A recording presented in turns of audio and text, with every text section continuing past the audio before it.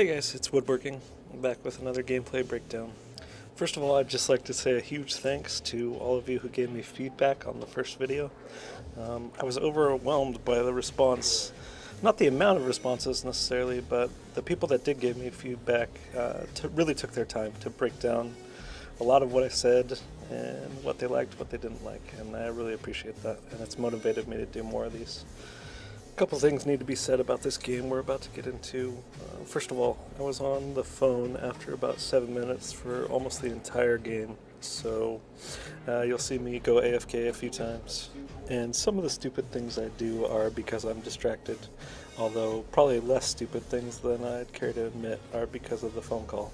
I also started the recording late, so we don't have any of the draft, and you'll see us already farming by the time the video starts. One other thing is that I am playing on my Smurf, and this is low POA silver rank, I think is the highest person on our team. Anyways, let's get into it. Playing Ardan this game. Got Glaive, Weapon Power Jungle, and Celeste as our laner. Enemy team is Weapon Power Kestrel in the lane, CP Sky in the jungle, and Fortress as their roam. I want to mention before we get to the shop that I bought a Weapon Blade first, which is not normally how I build on Ardan, but I've been playing Lance a lot and just wasn't thinking.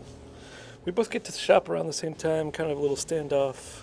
We're going to shop and then go in because we have, at least in the jungle, an early game advantage, and Celeste had a good rotation. Still ends up in a standoff. Glaive stays probably a little too long, but nothing really comes of it. They already took their fronts, so we're actually a smidge behind. Not a big deal, but worth noting. If you do what I did here and you buy something that you didn't mean to first, don't just immediately sell it. Some item is better than nothing, and if I sell it, I'm only going to get half gold. So you'll see I actually end up holding onto this Weapon Blade throughout the game. It does throw off what I'm expecting to get as far as damage, so I end up taking more minions and even a couple kills throughout the game that I wouldn't normally, just because I have that extra bit of damage. When you're playing Ardan, don't do what I just did and use your Vanguard for farming, especially when you're getting close to the shop. It has a 13-second cooldown without cooldown reduction, and you really need that for your team. It could have been a problem if they were waiting in our shop bush. Ended up working out, as you see, but I shouldn't have done it. It's a mistake. It's something to take note of. So in this game too, we're having a really good early game. The initial fight was more of a standoff. We definitely won that one. We're going to go get their backs for it. Glaive is supposed to beat CP Sky early, and that's exactly what's happening. Glaive wanted to go get that other minion, but our laner told us that Kestrel was rotating, and so we were able to get out of the jungle in time. We could have got converged on there, because as you saw, Kestrel was coming down. And there's one of those kills I was talking about where I didn't mean to take it, probably shouldn't have. I really do try not to take kills if I can avoid it. I'm well on my way to Fountain here, and we're just going to go take all of our farm. We got their fronts and their backs, and that's a lot of farm to take away from the enemy early. I'm going to take this opportunity to once again talk about what the threats are this game. What I'm thinking about is the roam going forward, and what time I'm worried about those things becoming threats. So CP Sky in jungle takes a really long time to get built up. I'm not worried about her. I'm Ardan, so I do want to body block her forward barrage as much as possible. Ardan's got the best body block on Sky's forward barrage, just because of his heroic perk. So I'm always going to try to position myself in between. I mean, I would do it anyway, but specifically with Ardan into Sky. It's super important to get in between her forward barrage and your carries. Let's talk about Fortress real quick since we just went jumping in there.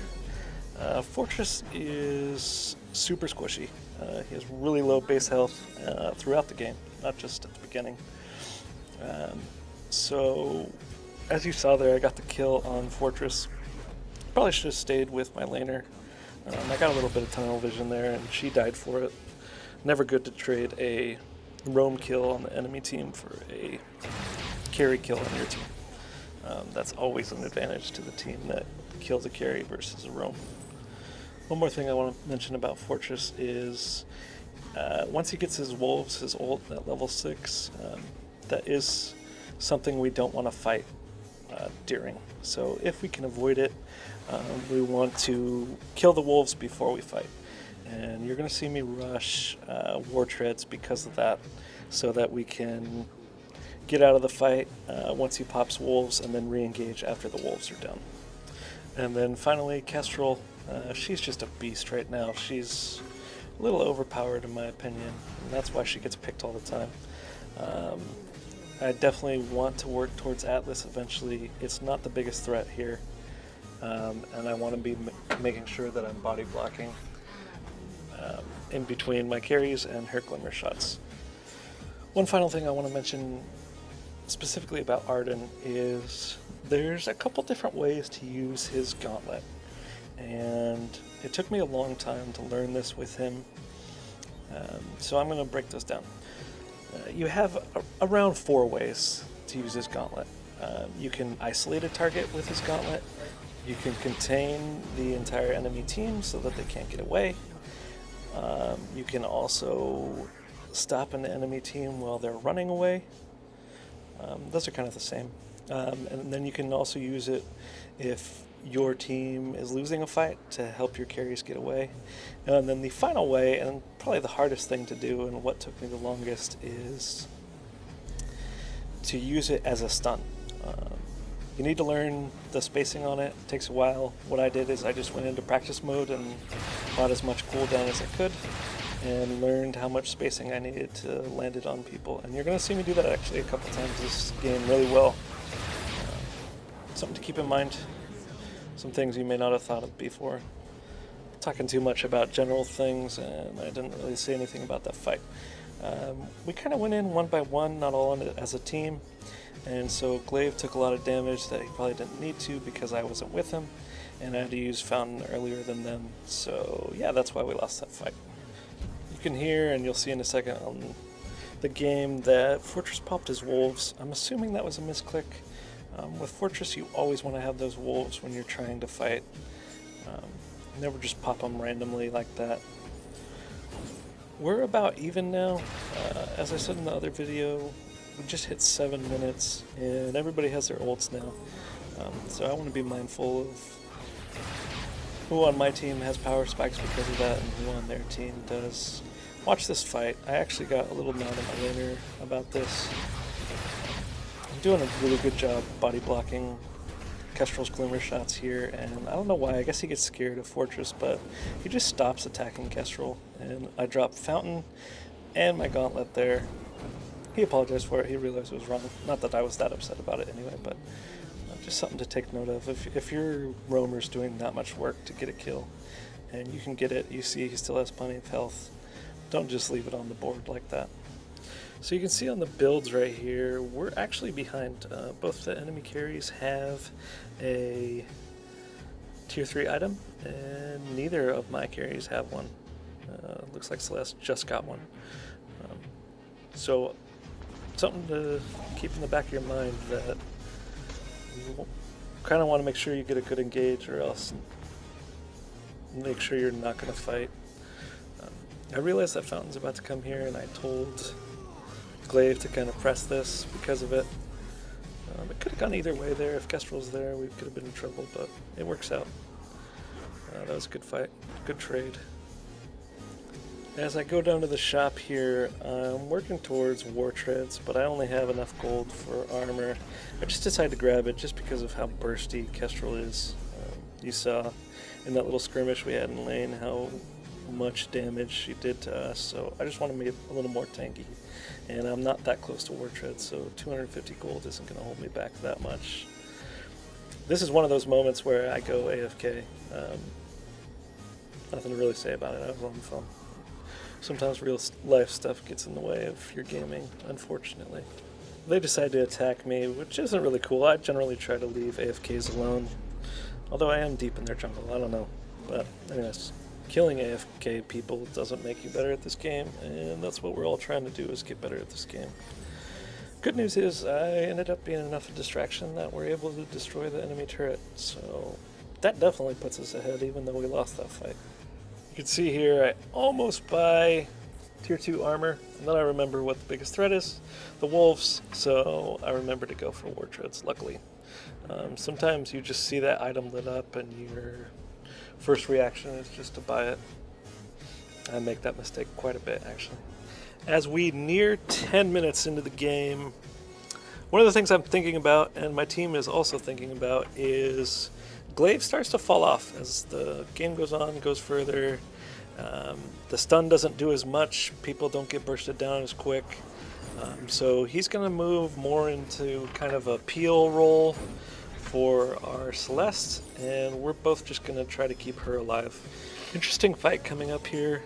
Fortress pops wolves. I told you earlier we're going to try to get out. I don't have war treads yet, so we're just doing the best we can to move back as we kill the wolves. You can see here I'm going for one of those stun gauntlets. I do get a stun on both carries. Glaive did something in this fight that a lot of carries do. He saw his health getting down really low, and instead of just believing in me to fountain him, he ran too far away out of the fight, and I really do think that cost us here.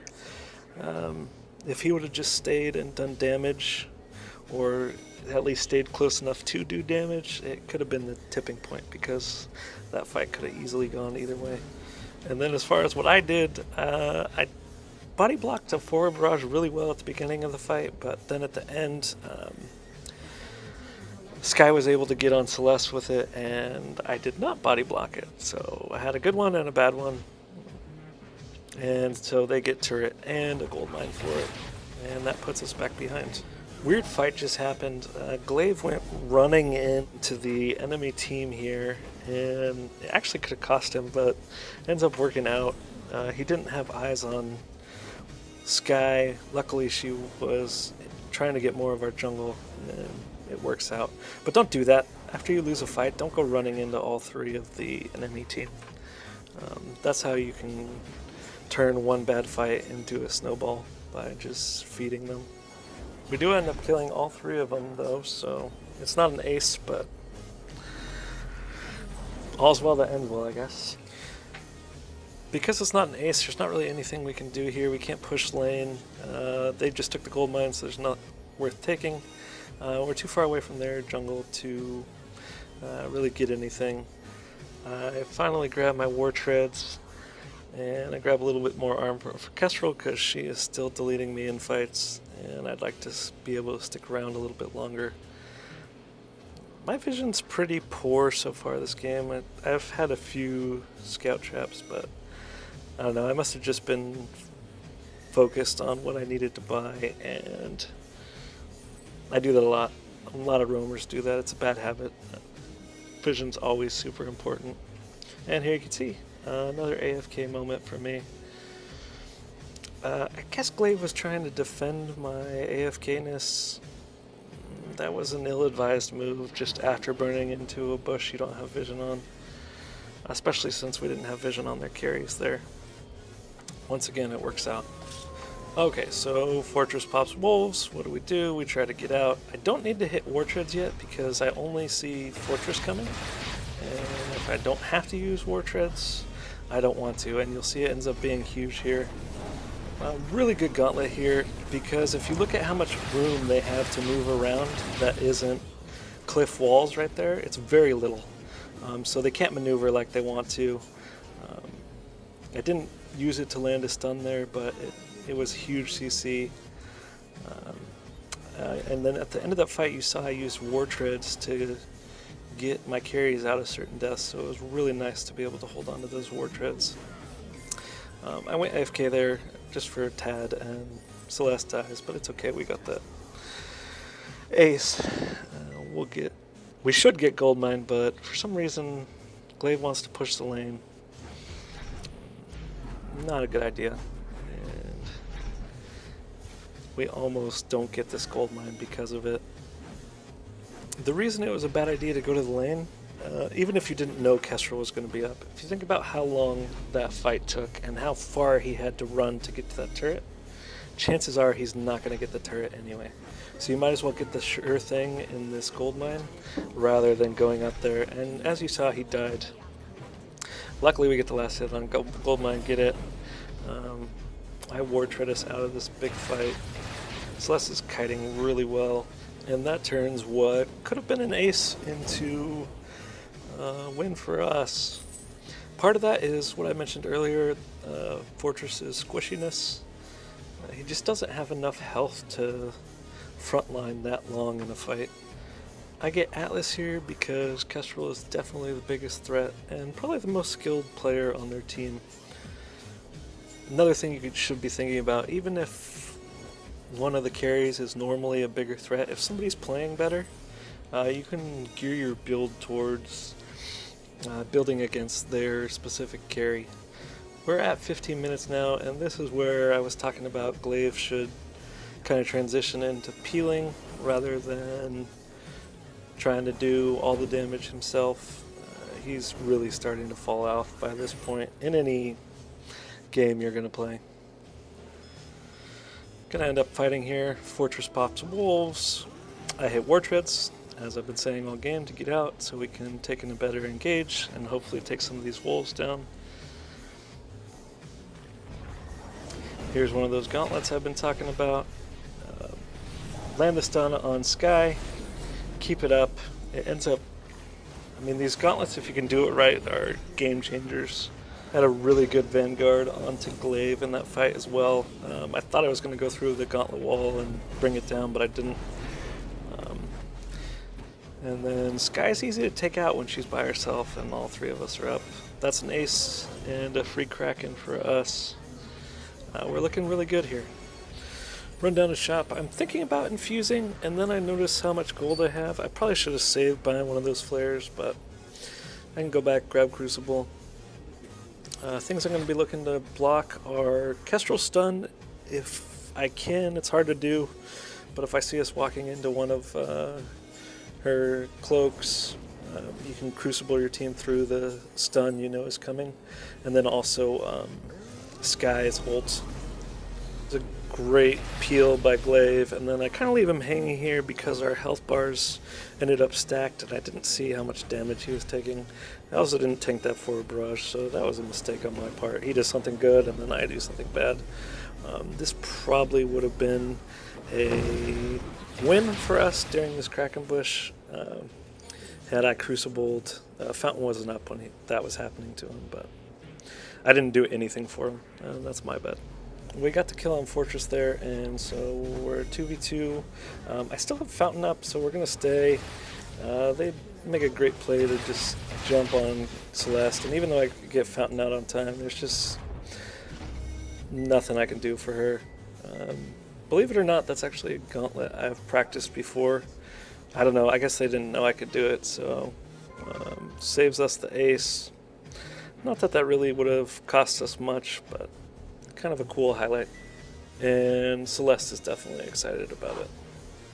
Anyways, they're down to one turret, so we want to be aggressive, but also pick the right engage, because we can end this game, and they're definitely not out of it.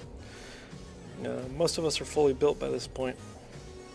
Gonna run down to shop, hoping to infuse, just don't have quite enough gold.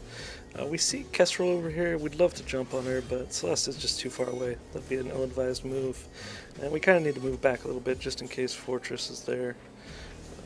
We don't want them to be able to jump on us 3v2. Celeste gets her infusion.